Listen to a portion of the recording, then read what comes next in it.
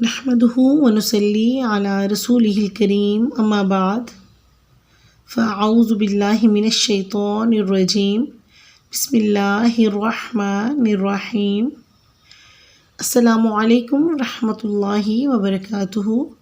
کیسے ہیں آپ سب؟ امید کرتی ہوں کہ سب خیر و عافیت سے اور ایمان کی بہترین حالت میں ہوں گے انشاءاللہ۔ آج ہم نئے سال کی بیہودہ تقریبات اور کفار کی مشابہت اختیار کرنے پر بات کریں گے۔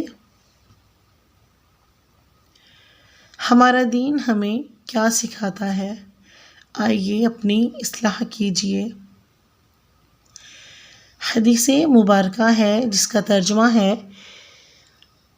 حضرت ابو سعید خدری رضی اللہ تعالیٰ عنہ سے روایت ہے کہ نبی کریم صلی اللہ علیہ وآلہ وسلم نے ارشاد فرمایا کہ تم لوگ اپنے سے پہلی قوموں کی ضرور پیروی کرو گے، بالشت برابر اور ہاتھ ہاتھ کے برابر، حتیٰ کہ اگر وہ لوگ گوہ یعنی گھوڑ پھوڑ کی سوراخ میں داخل ہوں گے تو تم لوگ بھی ان کی پیروی کرو گے۔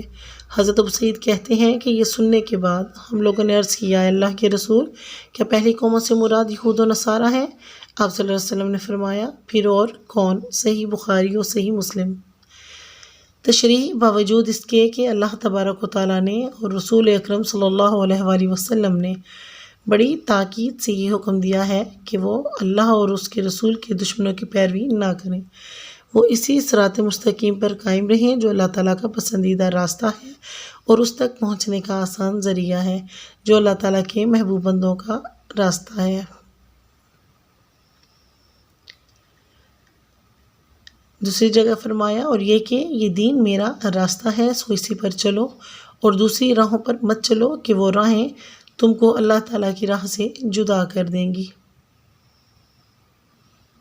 پھر فرمایا، پھر ہم نے ان کو دین کی راہ پر قائم کر دیا، سو آپ اسی پر جمے رہیں اور نادانوں کی خواہش کی پیروی نہ کریں۔ نبی کریم صلی اللہ علیہ وآلہ وسلم نے فرمایا، جس نے کسی قوم کی مشابہت اختیار کی اس کا شمار انہی لوگوں میں ہوگا۔ سنن ابو داؤد۔ اور فرمایا، جہاں تک ہو سکے شیطان کے چیلوں کی مخالفت کرو۔ ان تمام تاکیدات کے باوجود امت کا ایک طبقہ شیطان کی پیروی اور نفسانی خواہشات کی غلامی میں صراط مستقیم سے ہٹ کر اللہ اور اس کے رسول کے دشمنوں کی راہوں پر چل چکا ہے، جن سے دور رہنے کی اللہ اور اس کے رسول نے تاکید فرمائی تھی، حتیٰ کہ اللہ کے وہ دشمن صرف اپنی ہی نہیں بلکہ اخلاقی پستی کے اس مقام تک پہنچ چکے ہیں جس کا تصور ایک صاحب عقل و خرد آدمی نہیں کر سکتا۔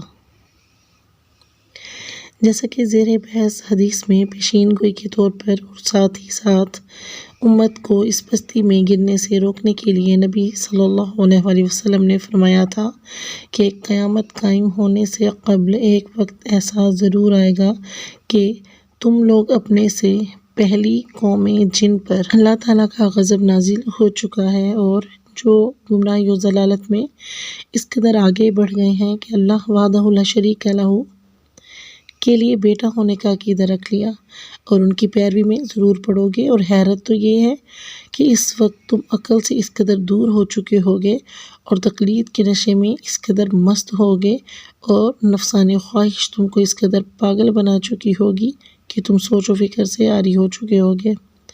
اسی کی وضاحت کے لیے حدیث میں گوہ یعنی گھوڑ پھوڑ کے سوراخ میں داخل ہونے کی مثال دی گئی، کیونکہ آدھا و اقلا گوہ کے سوراخ میں کسی انسان کا داخل ہونا ایک ناممکن امر ہے۔ پھر بھی اگر کوئی یہودی و نصرانی اس میں داخل ہونا چاہے گا تو میری امت کے بعض افراد بھی اس کی پیروی کریں گے اور اپنی عقل و فہم سے کام نہ لیں گے، یعنی اگر یہود و نصارہ کوئی کام کریں گے جو عقل و اخلاق کے معیار پر کسی بھی طرح پورا نہیں اترے گا، پھر بھی میری قوم کے بعض افراد ان کی پیروی ضرور کریں گے۔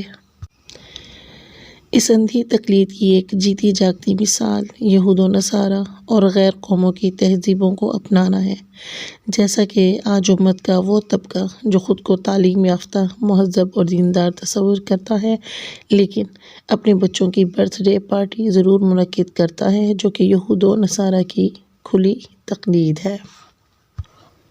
اسی طرح ان کی عیدوں میں شرکت جن میں ایسے حیات سوز منظر پیش کیے جاتے ہیں جو انسانی فطرت اور ایمانی غیرت کے سراسر منافی ہیں۔ مثال کے طور پر آج کل کافروں کے نئے سال کی آمد ہے۔ دنیا کے ہر کونے میں اس کا چرچا ہے۔ لوگ بڑی شدت سے نئے سال کا انتظار کر رہے ہیں۔ کافر قوموں کے ساتھ بہت سے مسلمان حتیٰ کہ بعض حکومتیں بھی اس نئے سال کا جشن منانے کی تیاری کر رہی ہیں۔ حالانکہ مسلمانوں کا ایسا کرنا عذرِ شرع کئی لحاظ سے جائز نہیں ہے۔